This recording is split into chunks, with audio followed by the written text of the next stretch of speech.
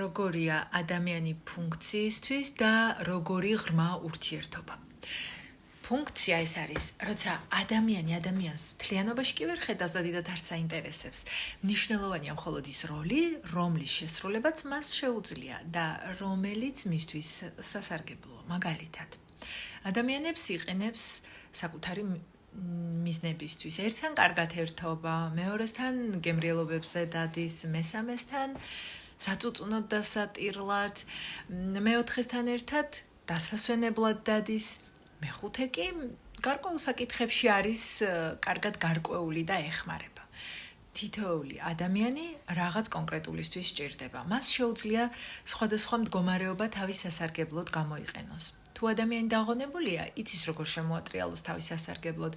თუ ბედნიერია, ამაშიც თავისთვის ეძებს სარგებელს.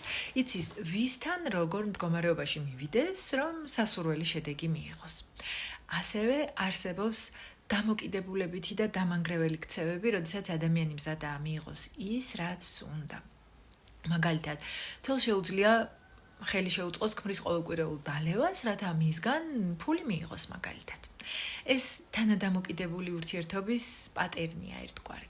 მაგრამ რეალურად რა არის ურთიერთობა? ურთიერთობა არის, როცა ადამიანს მთლიანობაში ვხედავთ, მის ყველა მხარეს ვხედავთ.